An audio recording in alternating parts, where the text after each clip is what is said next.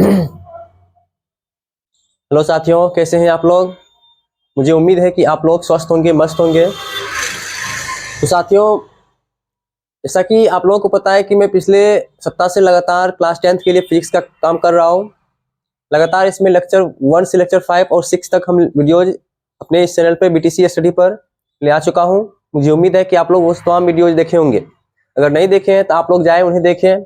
आसान तरीकों से बताया गया है और मैं जल्द उन सभी वीडियोज का PDF भी अवेलेबल करवा दूंगा, जो आप लोग ध्यान से देखने का काम करें। जैसा कि आप लोगों को बता दो कि पिछला लेक्चर जो मेरा हुआ था उसमें अवतल दर्पण के द्वारा हम प्रतिबिंब जो बनता है उनका कुछ नियम बताए थे, और साथ साथ में जो प्रतिबिंब बनता है वस्तु की स्थिति कहाँ रखते हैं, कहीं रखने से उनका प्रतिबिंब कहाँ बनता है, यानी फोकस पर रखते हैं तो कहाँ बनता है, वक्रता केंद्र पर रखते हैं तो कहाँ बनता है, ध्रुव और फोकस के बीच रखता है तो कहाँ बनता है, इत्यादि करके जो वस्तु को रखते हैं तो उनका प्रतिबिंब कहाँ बनता है, उनका साइज कैसा होता है, उनका प्रकृति कैसा होता है, उन तमाम चीजों के बारे में आप लोगों को हम पिछले लेक्चर में बताएं। तो आइए थोड़ा सा उन्हें हम तालिका के माध्यम से समझने का प्रयास करते हैं, ट्रिक के माध्यम से आसान शब्दों में देखते हैं। तो आइए, तो अभी हमें देखना है अवतल दर्पण के द्वारा विभिन्न प्रकार के प्रतिबिंब जो बनाए थे उन्हें तालिका में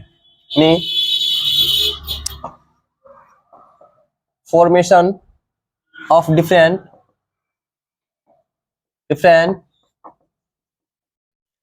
टाइप्स ऑफ इमेज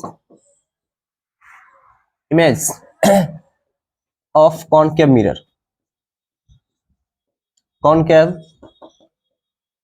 मिरर हमें ये देखना है एक तालिका के साथ। तो देखिए, अगर हम एक तरफ वस्तु की स्थिति कर दें, वस्तु की स्थिति, फिर प्रतिबिंब की स्थिति हो जाएगा, एक प्रतिबिंब की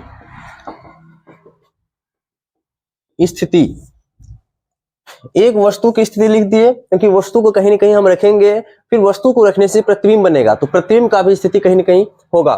फिर उसके बाद प्रकृति, उनका जो कुछ न कुछ प्रकृति होगा वो लिख लेंगे हम। फिर उसके बाद उनका आकार। इन तमाम बातों को हम थोड़ा सा डिस्कस करेंगे, आप लोग ध्यान से देखेंगे। तो देखिए, इसमें जो वस्तु की स्थिति है, अगर हम वस्तु को सबसे पहले फोकस पर रखने का काम करें तो प्रतिबिंब कहाँ बनेगा। देखिए, पहला नंबर है, वस्तु को कहाँ रखा गया है, फोकस पर, यानी कि F पर।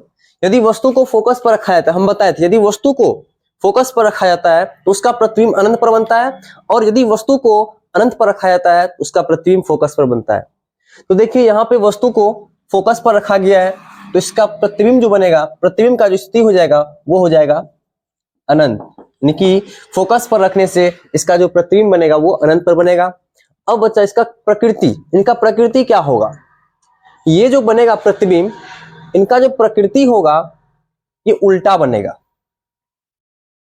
ये बनेगा उल्टा, और ये दर्पण के सामने बनेगा। दर्पण के सामने बनने के कारण ये वास्तविक भी होगा, तो हम बोल सकते हैं इसे वास्तविक प्रतिबिंब।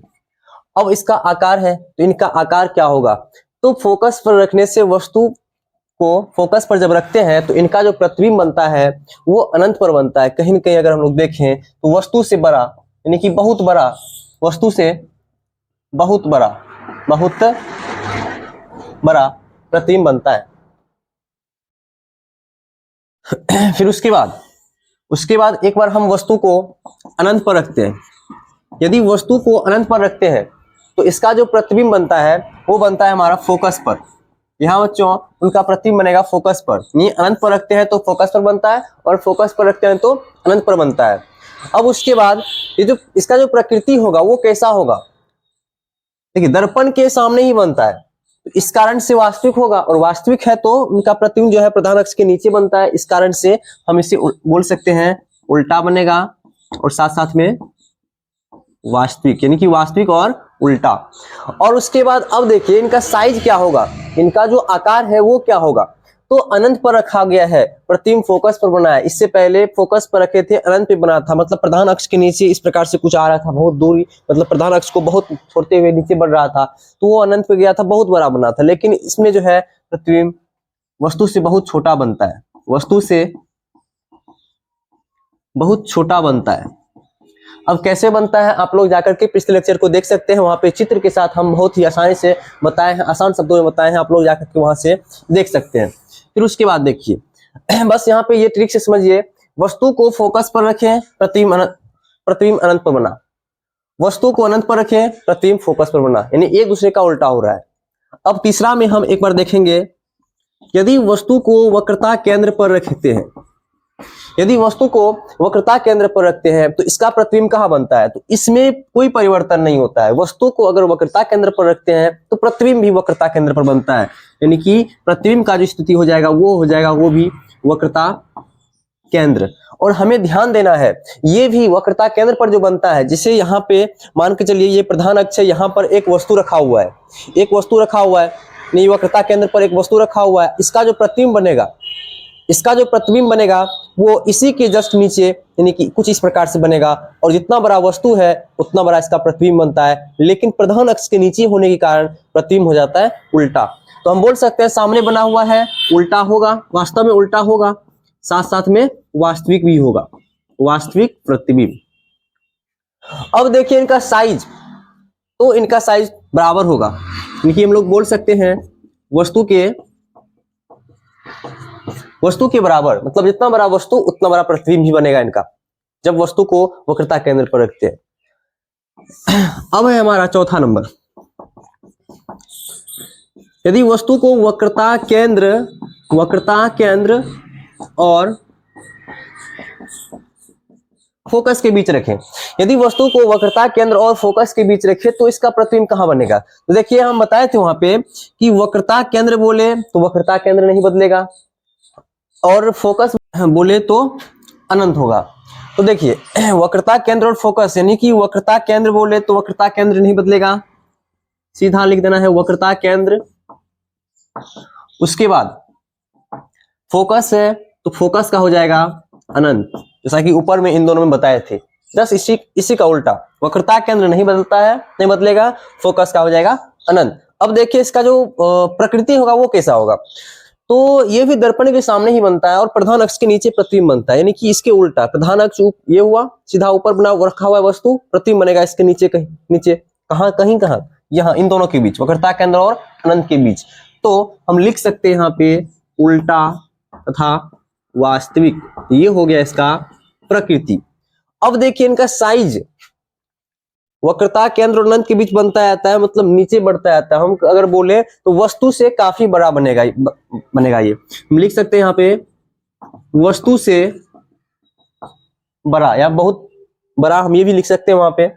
उसके बाद एक और है हमारा, एक और है वक्रता केंद्र, और अगर वस्तु को वक्रता केंद्र और अनंत के बीच रखें तो इनका प्रतिबिंब कहां बनेगा। यदि वस्तु को वक्रता केंद्र और अनंत के बीच बने तो इसका प्रतिबिंब कहां बनेगा, तो फिर से वही हो जाएगा, वक्रता केंद्र बोले तो इसमें कोई परिवर्तन नहीं होगा, फिर से यही हो जाएगा वक्रता केंद्र, और अनंत बोले तो इसका हो जाएगा हमारा फोकस, अनंत का हो जाएगा फोकस, यानी कि वस्तु को रखेंगे वक्रता केंद्र और अनंत के बीच तो प्रतिबिंब बनेगा वक्रता केंद्र और फोकस के बीच।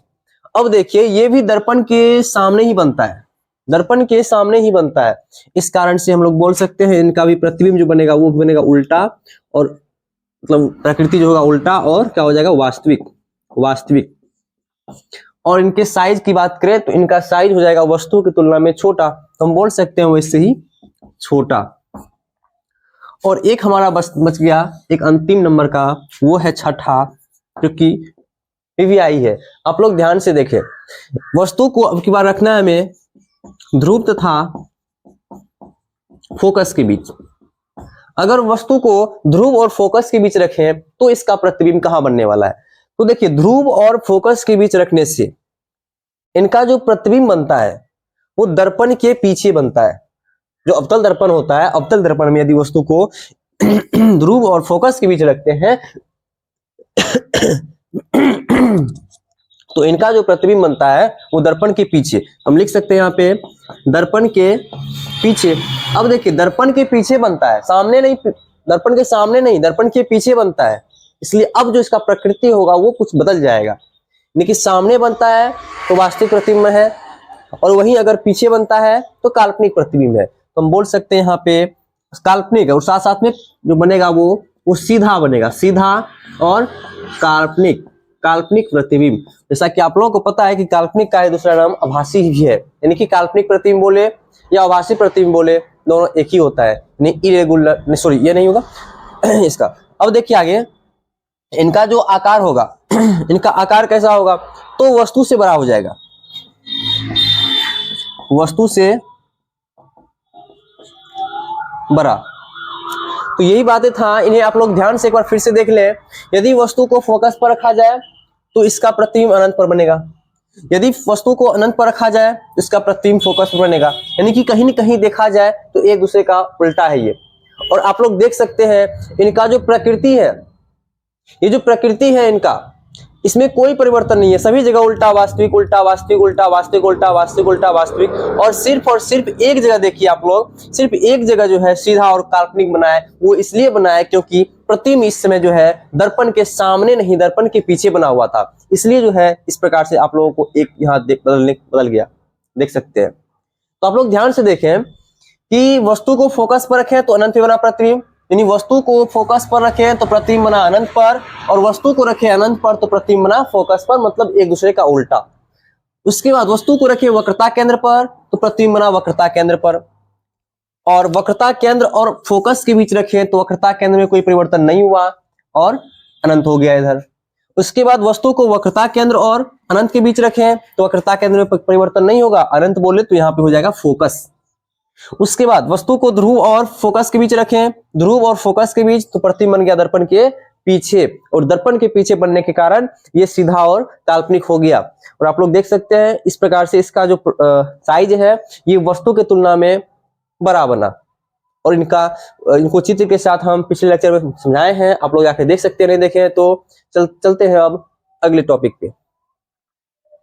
तो आइए अब हम लोग देखते हैं उत्तल दर्पण द्वारा विभिन्न प्रकार के प्रतिबिंब का निर्माण। जैसा कि अभी अवतल दर्पण के बारे में हम लोग सबसे सारा चीज देख लिए, अब देखिए उत्तल दर्पण में जो प्रतिबिंब का निर्माण होता है, वस्तु को कहाँ रखते हैं तो उनका प्रतिबिंब कहाँ बनता है, उनका प्रकृति क्या होता है, उनका साइज क्या होता है, आइए उनके बारे में हम लोग थोड़ा जानते हैं।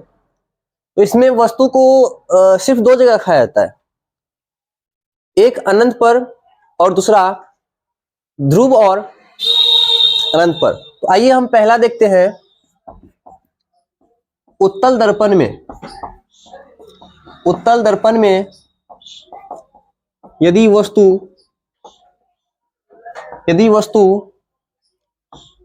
अनंत पर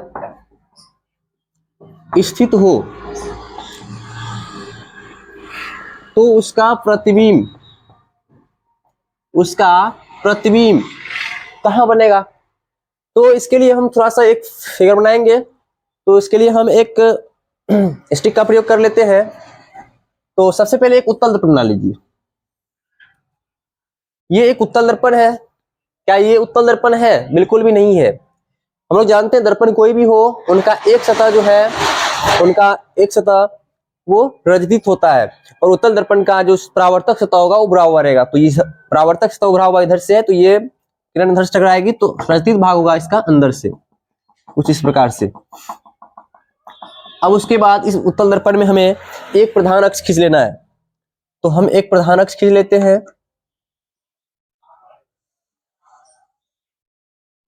जैसा कि अभी बताए, एक यहां हो जाएगा हमारा ध्रुव, यहां हो जाएगा फोकस, और एक हो जाएगा वक्रता केंद्र। तो ये वक्रता केंद्र और फोकस इधर काय रखेंगे। इससे पहले हम कई बार बताए हैं कि उत्तल दर्पण का जो वक्रता केंद्र होता है वो दर्पण के पीछे होता है, लेकिन अवतल दर्पण में वो दर्पण के सामने होता है, इसलिए हम इसे पीछे ही रख दिए। अब देखिए वस्तु को जो रखना है वो अनंत पे है। अनंत पे कहाँ है ये कोई पता नहीं है, बस वस्तु अनंत पे रखा गया है, अनंत पे कहीं भी वस्तु रखा गया है। तो क्या होगा कि मतलब एक किरण फिर से टकराएगी इस सतह से, कुछ इस प्रकार से, जो प्रधान अक्ष के समांतर आकर के इस सतह से कुछ इस प्रकार से टकराएगी। फिर टकराने के बाद ये वापस रिटर्न हो जाएगी, कुछ इस प्रकार से, ये वापस इस प्रकार से वापस रिटर्न हो जाएगी। लेकिन इसका जो कुछ अंशतः भाग होगा वो पीछे की ओर निकल जाएगी, यानी कि फोकस पर जाकर के मिल जाएगी। क्योंकि हमें पता है कि प्रधान अक्ष के समांतर आने वाली सभी किरणें परावर्तन के बाद मुख्य फोकस से जाकर मिलती है, लेकिन परावर्तन के बाद ये रिटर्न वापस लौट गया है, लेकिन इसका कुछ अंशतः भाग पीछे की ओर बढ़ गया। एक किरण मतलब ये प्रधान अक्ष से समांतर जो गई हुई है किरण, ये लग रहा है कि काफी ऊपर में, लेकिन बहुत बहुत नजदीक, प्रधान अक्ष के बहुत निकट से होकर गुजरा है, यानी वस्तु से टकराते हुए निकल रहा है। वस्तु काफी छोटा होने के कारण उसे हम लोग देख नहीं पाते हैं, नहीं देख पा रहे हैं, क्योंकि अनंत पे वस्तु रखा हुआ है और वस्तु काफी छोटा है। एक किरण फिर इसी तरह प्रधान अक्ष के समांतर कुछ इस प्रकार से वस्तु से टकराकर इस प्रकार से आती है, और फिर ये है ये परावर्तन मतलब किरण जो है टकरा के वापस लौट जाती है कुछ इस प्रकार से ये टकरा के वापस लौट जाती है, लेकिन इसी का जो कुछ अंशतः भाग होता है वो इस प्रकार से पीछे बढ़ जाती है, यानी मुख्य फोकस से जाके मिल जाती है। तो अगर ध्यान से देखा जाए तो हमें एक कटान बिंदु यहां मिलता है इसी मुख्य फोकस पर। तो हम बता सकते हैं कि वस्तु अगर अनंत पर है तो इसका प्रतिबिंब जो बनेगा वो बन जाएगा कैसा, कहां पर, तो पहला हो जाएगा फोकस पर। यहां बच्चों पहला हो जाएगा फोकस पर, यदि वस्तु को अनंत पर रखा गया है तो प्रतिबिंब बनेगा फोकस पर। अब दूसरा देखिए, प्रतिबिंब जो बना है वो बना है कहां पर, फोकस पर, लेकिन जो प्रतिबिंब बना है वो दर्पण के पीछे बना है। तो हम बोल सकते हैं ये प्रतिबिंब जो होगा काल्पनिक होगा, और काल्पनिक है तो ये प्रतिबिंब सीधा भी होगा, मतलब वास्तविक है तो उल्टा फिक्स है और काल्पनिक है तो सीधा बनेगा ही। और वैसे भी यहाँ पे सीधा ही बनेगा, लेकिन बहुत छोटा बनेगा प्रतिबिंब। हम बोल सकते हैं प्रतिबिंब जो बनेगा वो बहुत छोटा बनेगा। अब चलते हैं हम लोग दूसरा पे। अब हम लोग वस्तु को रखते हैं, यानी उत्तल दर्पण में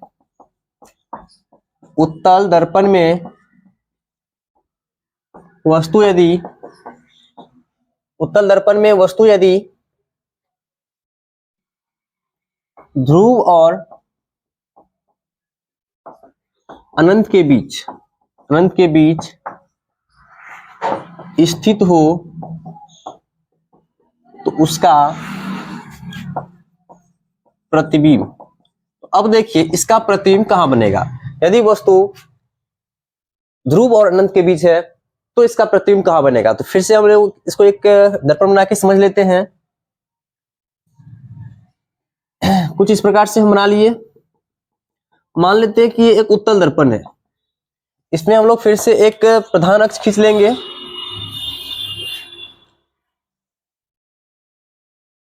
कुछ इस प्रकार से हम लोग एक प्रधान अक्ष खींच लिए, थोड़ा सा और बढ़ा सकते हैं हम लोग।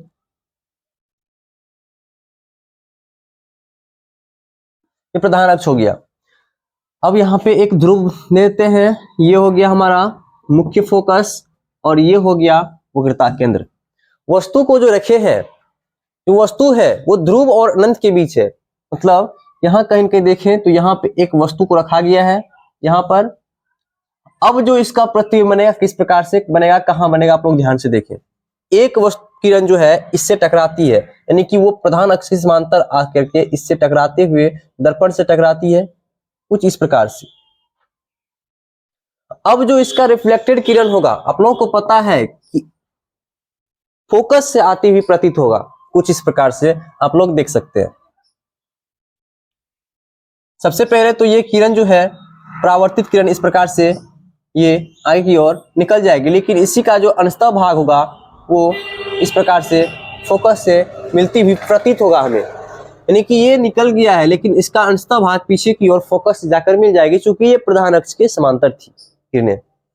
अब देखिए, अब एक किरण जो है सीधे वक्रता केंद्र से टकराएगी कुछ इस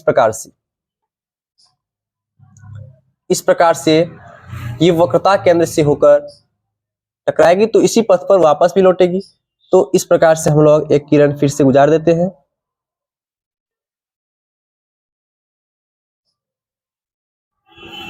ये हो गया, इसे हमें डॉट डॉट में ही रखना है क्योंकि ये दर्पण के पीछे गई हुई है। यहां से ये किरण वक्रता केंद्र पे गई थी, लेकिन ये इसी पथ पर पुनः वापस भी लौटेगी। अब देखिए, ये एक दूसरे को कहीं ना कहीं काट दिया है, तो यहाँ एक दूसरे को ये काट रहा है। यानी नाम अगर दें, नाम इससे पहले नहीं दिए हैं, अगर देना चाहें तो हम दे सकते हैं। यानी कि ए बी ये नाम हुआ तो इसका भी नाम हम दे सकते हैं ए डैश बी डैश हो जाएगा। तो आप लोग ध्यान से देखिए वस्तु कितना बड़ा है और प्रतिबिंब कैसा बना है। आप लोग इंची से बनाइएगा, ध्यान से बनाइएगा, थोड़ा सा भी दिक्कत नहीं होगा। वस्तु की तुलना में प्रतिबिंब देखिएगा हमेशा छोटा ही बनेगा।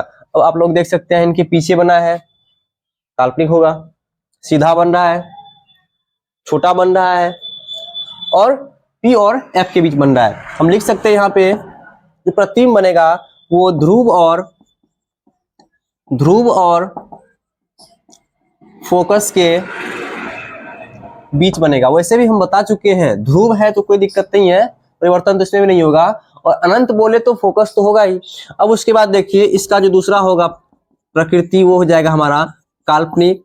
उसके बाद ये सीधा बनेगा, सीधा बन रहा है उसके बाद जो है ये जो है वस्तु की तुलना में देखा जाए तो छोटा बन रहा है। हमें उम्मीद है कि आप लोग ये बातें समझ गए होंगे। वस्तु की दो स्थिति अभी देखे थे हम।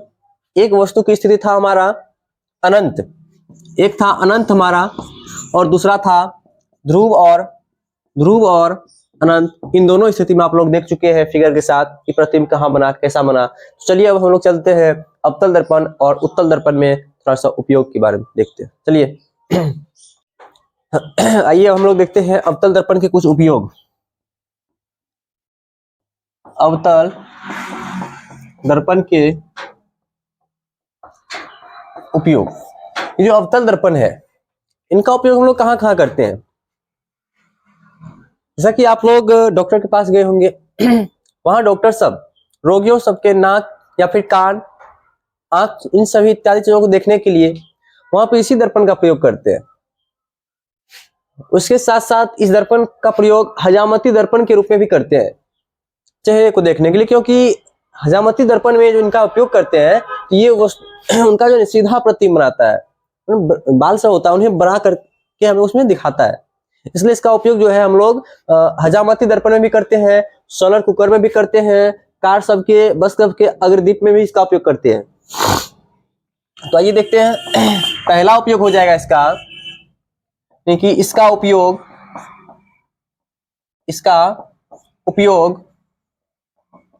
बस कार इत्यादि के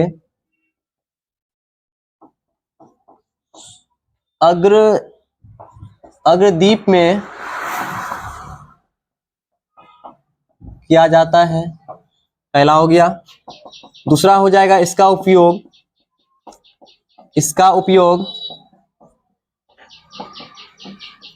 हजामती दर्पण के रूप में किया जाता है, हजामती दर्पण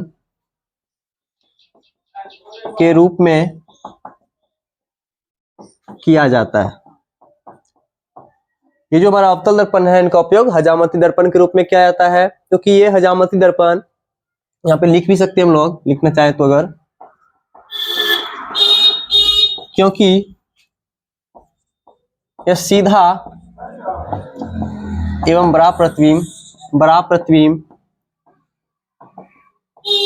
बनाता है। मतलब सीधा और बड़ा प्रतिबिंब बनाने के कारण हम लोग जो है इसका उपयोग हजामती दर्पण के रूप में भी करते हैं। उसके बाद देखिए इनका उपयोग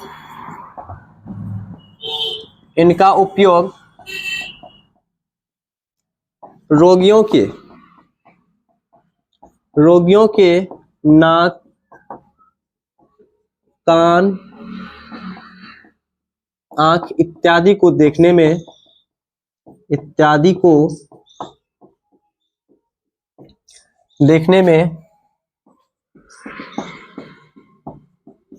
किया जाता है। इनका उपयोग जो है रोगियों सबके नाक, कान, आंख इत्यादि चीज को देखने में करते हैं। तो ये अवतल दर्पण का उपयोग करते हैं इसमें। अब उसके बाद देखिए कुछ उत्तल दर्पण के उपयोग देख लेते हैं हम लोग। उत्तल दर्पण के उपयोग, इनका उपयोग हम लोग कहाँ करते हैं? इनका उपयोग अगर हम बोले प्रमुखतः बोले तो इसका उपयोग हम लोग बाइक सब में साइड मिरर के रूप में या कार बस इत्यादि में साइड मिरर के रूप में करते हैं। ये मुख्य बातें हैं, आप लोग ध्यान रखिएगा। तो पहला उपयोग हो जाएगा, यानी हम बोल सकते हैं इसका उपयोग वाहनों के वाहनों के साइड मिरर के रूप में, साइड मिरर के रूप में किया जाता है। इनका उपयोग जो है वाहन के साइड मिरर के रूप में करते हैं। ध्यान रखिएगा क्योंकि बहुत इंपॉर्टेंट क्वेश्चन है, कई बार बोर्ड एग्जाम में आया हुआ है। अब आगे देखिए, दूसरा हो जाएगा इनका उपयोग। आप लोग देखे होंगे गाँव घर में स्ट्रीट लाइट होगा अगर तो देखे होंगे, वहां भी इसका उपयोग होता है स्ट्रीट लाइट में। किनके किनके गांव में स्ट्रीट लाइट है, कौन कौन देखे हैं, कृपया करके हमें कमेंट में बताएंगे। तो देखिए इनका उपयोग, अगर नहीं भी देखे हैं तो भी इसे ध्यान रखिएगा, इसका उपयोग स्ट्रीट लाइट में किया जाता है। स्ट्रीट लाइट में किया जाता है, इनका उपयोग स्ट्रीट लाइट में भी किया जाता है। तो हमें उम्मीद है कि आप लोगों को ये बातें समझ में आ गई होगी, समझ गए होंगे। इनका उपयोग ध्यान रखिएगा, इनका उपयोग अवतल दर्पण का जो उपयोग है, इनका उपयोग बस, कार इत्यादि के अग्रदीप में के रूप में करते हैं, अग्रदीप के रूप में। उसके बाद इनका उपयोग हजामती दर्पण में भी करते हैं चेहरे को देखने के लिए, क्योंकि उसमें जो है सीधा और बड़ा प्रतिबिंब आता है। उसके बाद इनका उपयोग रोगियों के नाक, कान, आंख इत्यादि में भी करते हैं देखने के लिए। और उसके बाद उत्तल दर्पण का बात करें तो इनका उपयोग हम वाहनों में साइड मिरर के रूप में करते हैं और स्ट्रीट लाइट में भी इसका उपयोग करते हैं। आइए हम लोग देखते हैं थोड़ा सा चिन्ह परिपाटी की ओर। आइए हम लोग देखते हैं थोड़ा सा चिन्ह परिपाटी के बारे में। चिन्ह परिपाटी, चिन्ह परिपाटी यानी साइन कन्वेंशन, साइन कन्वेंशन। हमें उम्मीद है कि आप लोग इनका नाम भी सुने होंगे, ये सब सुने होंगे, चिन्ह परिपाटी, साइन कन्वेंशन। क्योंकि अगर हम बोले तो लाइट चैप्टर का एक की जड़ है ये दर्पण। मिरर जो है, मिरर, ये मिरर टॉपिक का एक जड़ कहलाता है ये साइन कन्वेंशन, क्योंकि इसके बिना दर्पण सूत्र को सिद्ध किया नहीं जा सकता है, चाहे उत्तल दर्पण का हो या फिर अवतल दर्पण का हो। और इनके संबंध में कोई भी, अगर इससे संबंधित कोई भी अगर न्यूमेरिकल आता है तो उन्हें भी सिद्ध किया नहीं जा सकता, उन्हें भी नहीं बनाया जा सकता इनके बिना। तो आइए हम लोग देखते हैं, ये जानना बहुत ही जरूरी है, बहुत इंपॉर्टेंट है। तो आइए देखते हैं। देखिए दर्पण में क्या होता है, आप लोग देखे होंगे कि वस्तु का जो प्रतिबिंब बनता है कभी दर्पण के सामने बनता है और कभी दर्पण के पीछे बनता है। आप लोग देखे होंगे, जैसे अवतल दर्पण ही है, उससे वस्तु का प्रतिबिंब देखे कि दर्पण के सामने बन रहा था, 5 बार दर्पण के सामने बना और 1 बार दर्पण के पीछे बन गया। उत्तल दर्पण में आप लोग देखे, उसमें जो वस्तु का प्रतिबिंब बना वो दर्पण के पीछे बना। तो इसमें होता क्या है, इन्हीं चीज को स्पष्ट करने के लिए एक परिपाटी बनाया गया, जिनको हम लोग चिन्ह परिपाटी यानी साइन कन्वेंशन कहते हैं। और वैज्ञानिकों ने इन परिपाटी को निर्देशांक चिन्ह परिपाटी का भी नाम दे दिया, जिनके संबंध में कहा गया जो आपतित प्रकाश की दिशा होता है, इसमें जो मापते हैं दूरी वो धनात्मक, लेकिन इनके विपरीत दूरी होता है वो ऋणात्मक। आइए हम लोग देखते हैं थोड़ा सा लिखकर। गोलीय दर्पण में वस्तु का प्रतिबिंब, गोलीय दर्पण में वस्तु का प्रतिबिंब कभी दर्पण के सामने, कभी दर्पण के सामने तो कभी दर्पण के पीछे बनता है, पीछे बनता है। मतलब गोलीय दर्पण में वस्तु का प्रतिबिंब होता है कभी दर्पण के सामने बनता है तो कभी दर्पण के पीछे। तो इन दोनों स्थितियों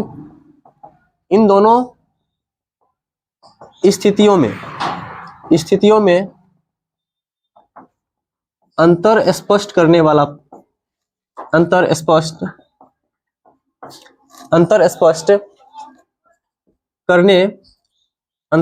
करने वाली परिपाटी साइन कन्वेंशन कहलाता है। साइन कन्वेंशन कहलाता है। जी हाँ, जैसा कि आप लोगों को बताएं हम कि गोलीय दर्पण में वस्तु का प्रतिबिंब कभी दर्पण के सामने तो कभी दर्पण के पीछे बनता है। इन दोनों स्थितियों में अंतर स्पष्ट करने वाला जो परिपाटी होता है वही हमारा साइन कन्वेंशन यानी चिन्ह परिपाटी कहलाता है। जैसा कि आप लोगों को बताया कि साइन कन्वेंशन जो है, इसको हम लोग या फिर वैज्ञानिकों लोगों ने इनको निर्देशांक चिन्ह परिपाटी का भी नाम दिया। निर्देशांक चिन्ह परिपाटी, या फिर बोल सकते हैं कोऑर्डिनेट कॉन्वेंशन, यानी कि निर्देशांक चिन्ह परिपाटी इनका नाम दिया। चलिए हम लोग थोड़ा इनके बारे में देख लेते हैं कि निर्देशांक चिन्ह परिपाटी क्या कहता है हमारा आगे। तो अकॉर्डिंग टू साइन कन्वेंशन, यानी कि साइन कन्वेंशन के अनुसार अगर हम लोग चले तो क्या होगा। तो देखिए इसमें कहता है आपतित प्रकाश की दिशा में, आपतित प्रकाश की दिशा में मापी गई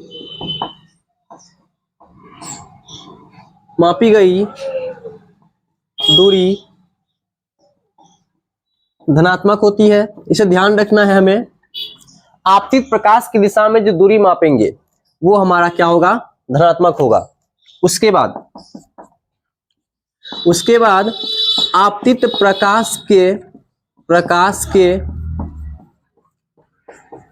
विपरीत दिशा में मापी गई दूरी ऋणात्मक होती है। मापी गई दूरी ऋणात्मक होती है, हमें ध्यान रखना है। मतलब आपतित प्रकाश की दिशा में मापेंगे, आपतित किरण जिधर से जा रही है उस दिशा में मापेंगे दूरी तो धनात्मक होगा, लेकिन अगर उसी का उल्टा कर दें तब हो जाएगा उनका दूरी ऋणात्मक। यानी आपतित प्रकाश की दिशा में मापी गई दूरियां जो है वो हमेशा धनात्मक होगी, लेकिन अगर उसका उल्टा कर दें, विपरीत दिशा कर दें तो ऋणात्मक होगी। कैसे होगा हम बताएंगे आगे, देखते चलिए आप लोग।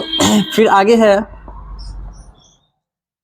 प्रधान अक्ष के ऊपर, प्रधान अक्ष बोले या मुख्य अक्ष बोले, प्रधान अक्ष के ऊपर लंबवत मापी गई दूरी धनात्मक होती है। मापी गई दूरी धनात्मक होती है, यानी प्रधान अक्ष के ऊपर लंबवत मापी गई जितना भी दूरी होगी वो सब के सब धनात्मक होगा। और इसी का अगर उल्टा कर दे हम लोग तो लिख सकते हैं प्रधान अक्ष के ऊपर लंबवत नहीं, ऊपर नहीं, नीचे प्रधान अक्ष के नीचे मापी गई दूरी ऋणात्मक होती है। यानी कि इसके नीचे जितना भी दूरी मापेंगे वो सब ऋणात्मक होगा और इसके ऊपर मापेंगे तो वो धनात्मक होगा। उसके बाद देखिए एक और हमारा बच गया, एक और हो जाएगा दर्पण में सभी दूरियां, सभी दर्पण में जितना भी दूरी होती है वो सभी पॉल से मापी जाती है। पॉल से यानी ध्रुव से मापी जाती है। दर्पण में जितना भी दूरी होती है वो सब के सब हमेशा पॉल से ही मापा जाएगा। लेकिन इसी का बात अगर हम लेंस में करें तो वहां पे ऑप्टिकल सेंटर से सारी दूरियां मापी जाएगी।